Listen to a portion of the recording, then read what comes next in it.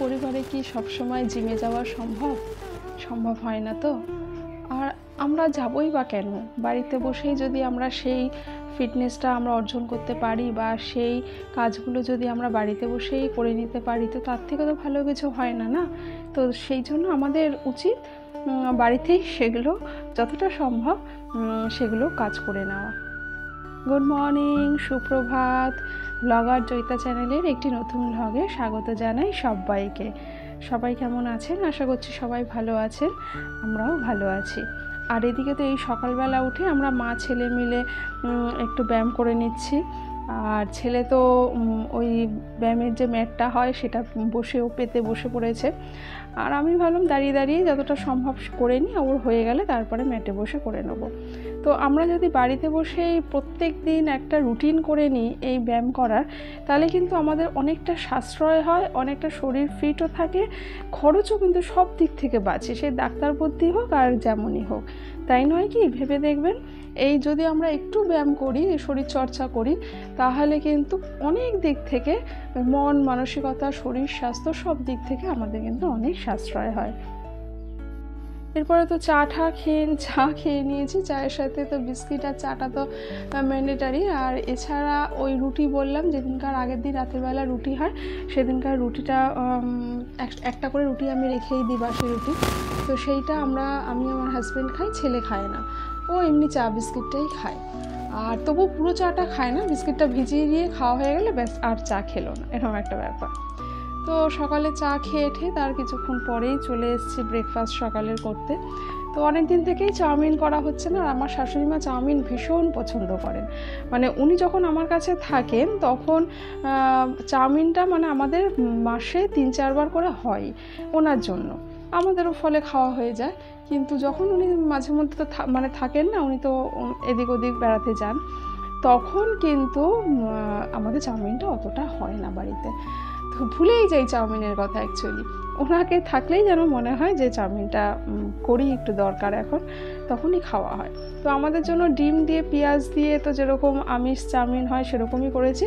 আর ওনার জন্য চাউমিনটা তুলে রেখেছিলাম কিছুটা, এই যে কিছুটা চাউমিন তুলে রেখেছি, আর কিছুটা ভাজাও তুলে রেখেছিলাম। ফার্স্টে ভাজাগুলো করে নিয়ে পরে ডিম এগুলো দিয়েছি। তো এই ভাজাও কিছু তুলে রেখেছিলাম, তো পরে ওনার জন্য আবার চাউমিন করে দিলাম। আর আজকে রান্না হচ্ছে এই যে দেশি রুই মাছ নিয়ে এসছে, একদম জ্যান্ত টাটকা দেশি রুই মাছ। তাই এই রুই মাছের একটা হালকা ঝোল করব, পেঁয়াজ রসুন ছাড়া, এই গরমের মধ্যে একদম হালকা ঝোল। তো তাতে আমি গোটা গরম মশলা ফোড়ন দিয়েছি, তেজপাতা ফোড়ন দিয়েছি। আর ওদিকে একটা মশলার পেস্ট করে নেবো, সেটা হচ্ছে আদা তো থাকবেই, আর ধনে জিরে, আর তার মধ্যে কাঁচা লঙ্কা আমি দিই। এই কটা মিলিয়ে একটা পেস্ট করে নিই। এবারে আপনি চাইলে শুকনো লঙ্কাও এক আধটা দিতেই পারেন, এর কোনো অসুবিধা নেই। তবে শুকনো লঙ্কাটা আমরা খাই না বলতে গেলে।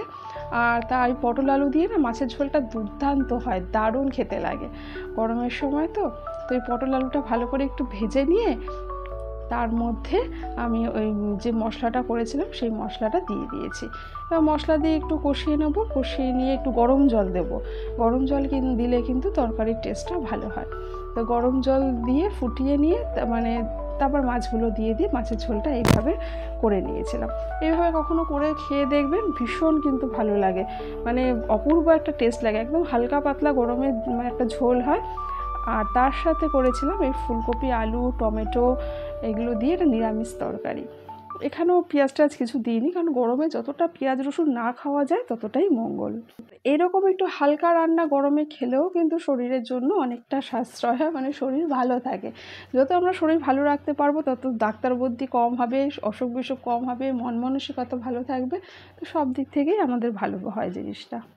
আর আমাদের মধ্যবিত্ত পরিবারে কিভাবে আমরা মুদিখানার বাজারটা আমরা কিভাবে সাশ্রয় করব, কিভাবে সেটাকে কম বাজেটের মধ্যে আমরা রাখবো, তারই একটা ছোট্ট প্রয়াস।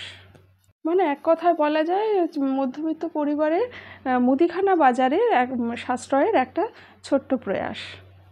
কীভাবে আমরা সাশ্রয় করব, এই যে লবণ কিন্তু আমরা মাসকাবারিতে একসাথে কখনোই আনি না।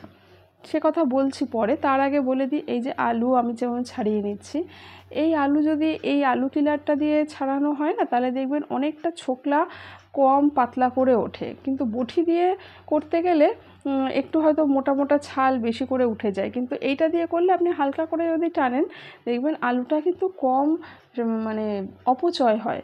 ফলে এটাও কিন্তু আমাদের একটা সাশ্রয়ের মধ্যে পড়ে। আর রান্না করতে করতে আমি কি করি, মানে সঙ্গে সঙ্গেই যে জায়গাগুলো মুছে নিই। ফলে কি হয়, বেশি কিন্তু খুব একটা ময়লা নোংরা হয় না। এবারে যদি এই মানে সঙ্গে সঙ্গে এটা রান্না করতে করতে সঙ্গে সঙ্গে যদি এটা মুছে রাখি, তাহলে না রাখলে কিন্তু বেশি দেখবে রান্নার পরে কেমন যেন একটা নোংরা বেশি এটা ঘেটে রয়েছে ব্যাপারটা। এই জন্য যতটা সম্ভব সাথে সাথে করে নেওয়াই ভালো। আর আসি এই মুদি বাজারের প্রসঙ্গে। তো এইখানে এই যে আমাদের যেরকম 1 মাসে টোটাল সব বাজার কখনোই করা হয় না, কারণ অতটা সম্ভব নয়। এতে কি হয়, মানে অনেকটা অপচয় কিন্তু হয়। যেখানে আমার হয়তো সাপোজ আমি বলছি কথার কথা 500 ডালে হয়ে গেল, আমি এনে রেখে দিলাম 2 কেজি ডাল, তো আমার সারা মাসে লাগলো না। তো পরের মাসে গিয়ে না সেই হিসাবটা একটু যেন অসুবিধে হয়। ওই জন্য আমরা 15 দিন 15 দিন করে একটা বাজেট করে নিই। আবার এক একটা মাসে না ট্রাই করে দেখি যে এ মাসে 15 দিন করে দেখি তো কতটা সাশ্রয়, কতটা সুবিধে হয়। আবার নেক্সট মাসে নয় 1 মাসের আনবো, তখন কেমন সুবিধা হয় বা কেমন বাজেট হয়। এই করে যখন যেমন সুবিধা হয় তখন সেই সুবিধাটা আমরা সেইভাবেই করি। ফলে একটা দেখবেন তখন একটা সাশ্রয়ের একটা ব্যাপার চলে আসে। তো 15 দিনের মতন করে যদি আমরা এইসব ডাল, বিভিন্ন রকমের ডাল আনা হয়েছে, এগুলো তো গ্রসারিতে লাগেই বিভিন্ন রকমের ডালটা। তো এই 15 দিন 15 দিন করে যদি এনে এনে আমরা আস্তে আস্তে করে এগুলো খরচা করি, তাহলে কিন্তু অনেকটা মানে কম ব্যয়ের দিক থেকে কম কিন্তু দিনগুলো আমাদের মানে চলে আর কি, মানে ব্যয়টা তখন কম হয়, দেখবেন এটা।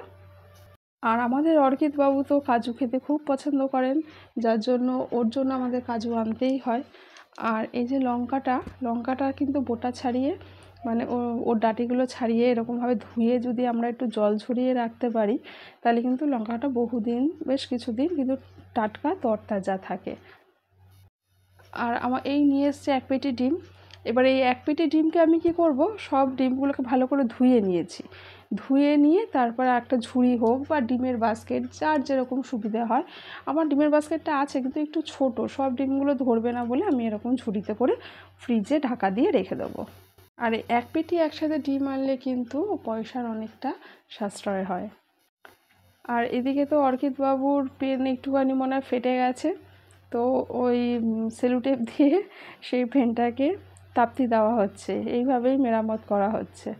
ওর প্রচুর পেন, কিন্তু ওই মানে ওর কিছু কিছু শখের পেন আছে, সেগুলোকেও চট করে নষ্ট হতে দেয় না, তো সেইগুলোকেও এইভাবে যত্ন করে রাখে। আজকের ভিডিও এখানেই এন্ড করছি। ভিডিওর কোনো অংশ যদি কিছু ভালো লাগে, প্লিজ লাইক, শেয়ার, সাবস্ক্রাইব করবেন এবং বেল বাটনটি প্রেস করে প্লিজ